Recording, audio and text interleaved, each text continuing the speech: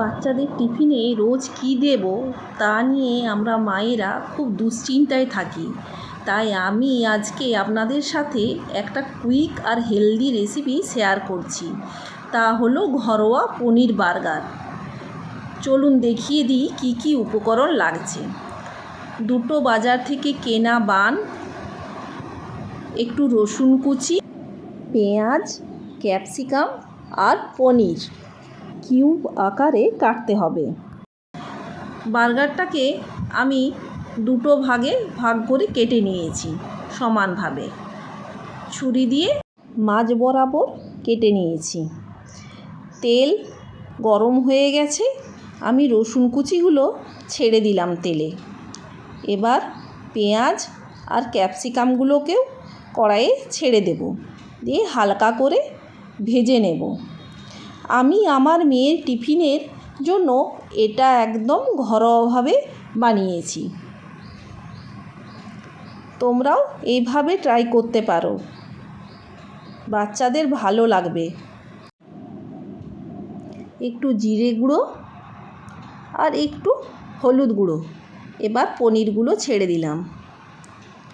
এবার হালকা করে আমি পনির সমেত সবজিটাকে ভালো করে ভেজে নেব।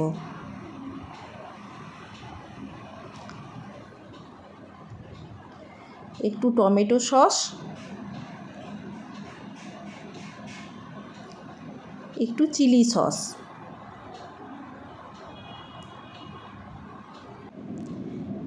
আর একটু ম্যাজিক মশলা দিয়ে দেব।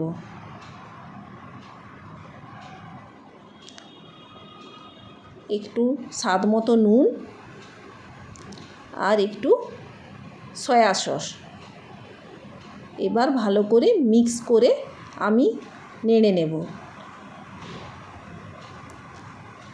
আমার মশলাটা পুরো রেডি হয়েই গেছে। পনিরগুলো হালকা হালকা ভাজা হয়ে গেছে।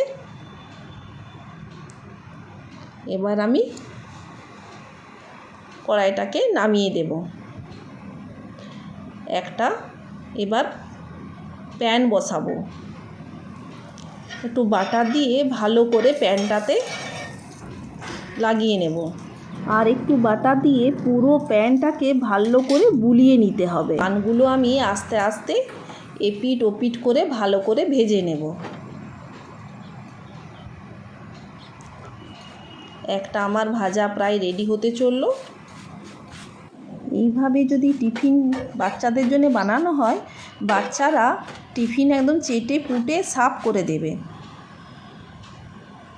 আমার হয়ে গেছে। এবার আমি আরেকটু বাটার দিয়ে ভালো করে আরও দুটো ভেজে নেব।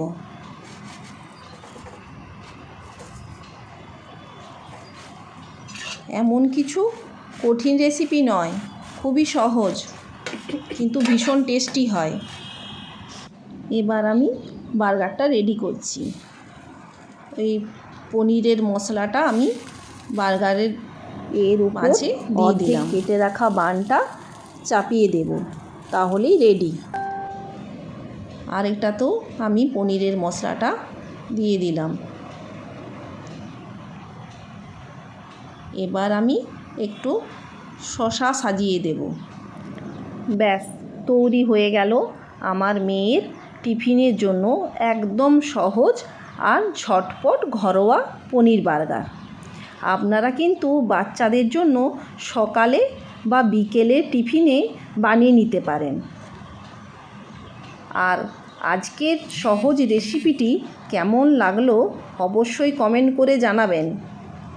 সবাই ভালো থাকবেন, সুস্থ থাকবেন। টাটা।